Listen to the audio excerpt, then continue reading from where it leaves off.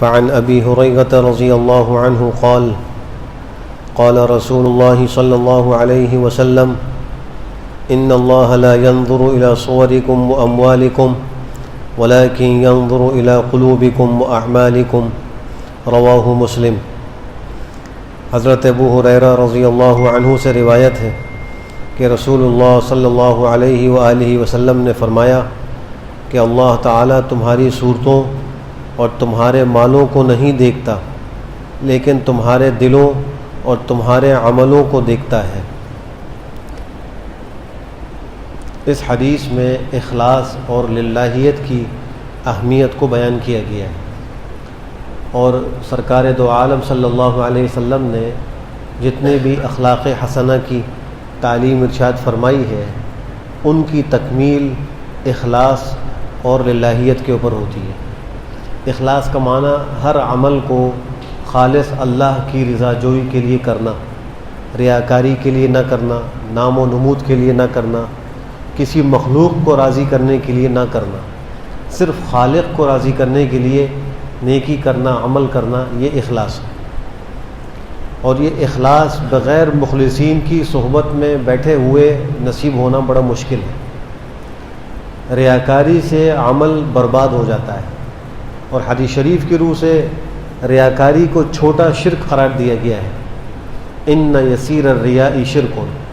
ایک دفعہ حضرت معاذ بن جبل رضی اللہ تعالی عنہ، جن کو آپ نے یمن کا قاضی بنا کر اپنی حیات میں خود بھیجا تھا، اور اس شان سے بھیجا تھا کہ جب وہ سواری پہ سوار ہوئے تو کہا تم اوپر بیٹھو، اور خود آپ پیدل نیچے چلے، پیغمبر کے صحابی سواری پر اور خود پیغمبر پیادہ، چلتے چلتے شہر کے باہر تک آئے، اور جا کر پھر آپ نے حضرت معاذ کو کچھ نصیحتیں فرمائیں۔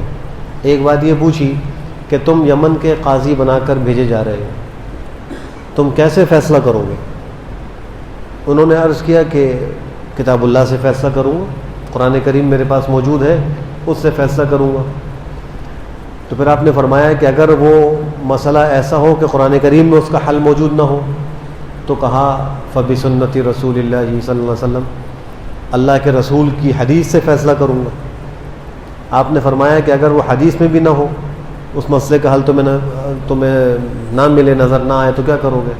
تو اس وقت انہوں نے عرض کیا کہ میں اپنی رائے سے اجتہاد کروں گا اور اس میں کوئی کوتاہی نہیں کروں گا۔ تو آپ نے ایک دعا فرمائی، الحمدللہ الذی وفق رسول اللہ۔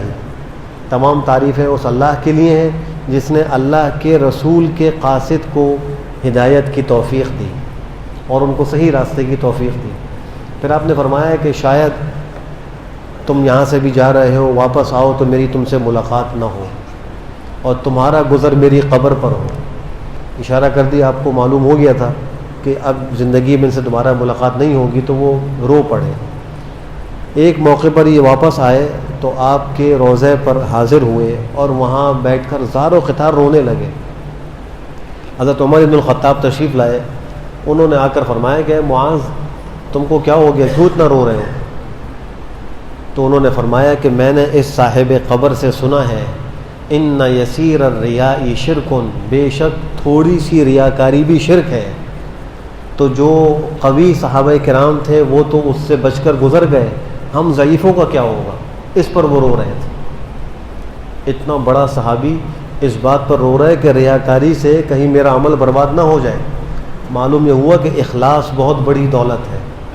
اگر یہ اخلاص نہ ہو تو انسان زندگی بھر عمل کرتا رہے گا، محنت مشقت برداشت کرتا رہے گا، لیکن آخرت میں ثواب اس کو کچھ نہیں ملے گا، اس لیے کہ اللہ کے ہاں تو عمل وہی مقبول ہے جو اخلاص کے ساتھ ہو۔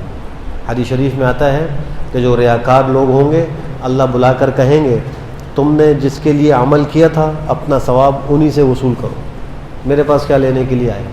اگر دنیا کو دکھانے کے لیے کوئی عمل کیا ہے ثواب دنیا والوں سے لے لو، مجھ سے کیا لینے کے لیے آئے؟ اور اخلاص اور للہیت کی تاثیر و طاقت کا اندازہ لگائیے کہ اس دنیا میں اللہ کتنے فائدے اسے عطا فرماتے ہیں۔ بخاری اور مسلم میں یہ قصہ آپ علیہ السلام نے خود نقل فرمایا، پچھلی امتوں کے 3 لوگوں کا۔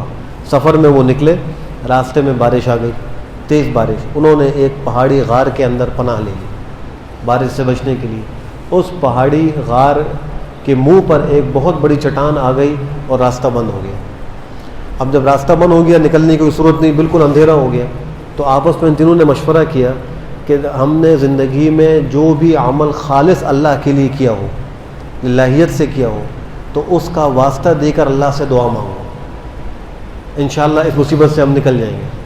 ایک شخص کھڑے ہوئے اور کہا کہ اے اللہ سبحانہ و تعالیٰ، میرے بوڑھے ماں باپ تھے، میں بکریاں چراتا تھا، جنگل میں بکریاں لے کر دور چلا گیا، واپسی میں دیر ہو گئی، معمول تو یہ تھا کہ جب واپس آتا تو بکریوں کا دودھ نکال کر پہلے اپنے ماں باپ کو دیتا اور اس کے بعد اپنے بیوی بچوں کو دیتا۔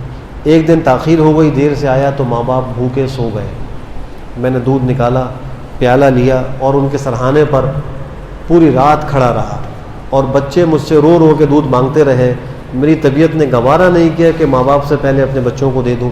اے اللہ، میں ایسے ہی کھڑا رہا، جب وہ بیدار ہوئے انہوں نے پانی مانگا، میں نے دودھ پیش کیا، انہیں دودھ پی لیا۔ اے اللہ، اگر میں نے آپ کی رضا کے لیے یہ کام کیا ہے تو اس مصیبت سے نکال دیا۔ چٹان تھوڑی سی ہٹ گئی، کچھ روشنی آنے لگی، نکلنے کا راستہ نہیں بنا۔ دوسرا کھڑا ہوا، اس نے کہا کہ اے اللہ، میری ایک چچا زاد بہن تھی، نہایت حسین و جمیل تھی، میرے دل میں اس کے ساتھ گناہ کا ارادہ پیدا ہوا، میں اس کے پاس گیا، اس نے کہا کہ 100 اشرفیاں لے کر آؤ تو پھر تمہاری خواہش پوری ہوگی۔ میں محنت کرتا رہا، مزدوری کرتا رہا، 100 اشرفیاں میں نے کہا کہ اے اللہ کے بندے، اللہ سے ڈر۔ اتنی بات جب اس نے کہی تو اے اللہ، میں نے خالص آپ کے خوف سے 100 اشرفیاں بھی چھوڑ دی، گناہ کا ارادہ بھی چھوڑ دیا اور میں چلا آیا، اگر میں نے آپ کی رضا کے لیے کام کیا ہے تو مجھے معاف فرما دیں اور اس مصیبت سے نکال دیں۔ چٹان تھوڑی سی اور سرک گئی۔ اب تیسرا کھڑا ہوا، اس نے کہا کہ اے اللہ، میرے پاس ایک مزدور کام کرتا تھا، اور جب وہ کام سے فارغ ہوا، اس کی مزدوری دینے کا وقت آیا تو وہ لیے بغیر چلا گیا۔ میں نے اس مزدوری سے کچھ بکریاں خریدیں اور ان کو تجارت میں لگایا۔ اے اللہ، آپ نے ان میں برکت دی کہ بکریوں کے ریوڑ تیار ہو گئے، جنگل اس سے بھر گیا، گایوں سے بھر گیا۔ کافی عرصے کے بعد وہ آیا اور آ کر کہا کہ اللہ سے ڈر اور میرا حق ادا کر۔ تو اللہ، میں نے اس کو یہ کہا کہ جتنے جانور تمہیں نظر آ رہے ہیں جنگل میں، یہ سب تمہارے، ان کو لے جاؤ۔ وہ کہنے لگا مجھے میری مزدوری چاہیے۔ میں نے کہا یہ تمہاری مزدوری ہی سے حاصل ہوا ہے۔ چنانچہ وہ سارے جانور لے گیا۔ اے اللہ، اگر میں نے آپ کی رضا کے لیے کیا ہے تو میں اس مصیبت سے نکال دیجیے۔ اللہ نے چٹان کو ہٹا دیا اور وہ تینوں وہاں سے باہر نکل آئے۔ اب دیکھیے کہ یہ جو 3 اعمال ہیں، یہ کوئی بڑی اونچی عبادات نہیں۔ ماں باپ کی خدمت ایک معاشرتی حق ہے، اولاد پر معاشرے کا ایک حق یہ ہے کہ ماں باپ کی خدمت کرے، اور گناہ سے بچنا ہر انسان کی دینی ذمہ داری ہے، اور حقدار کو اس کا حق دینا یہ بھی اس کی دینی ذمہ داری ہے۔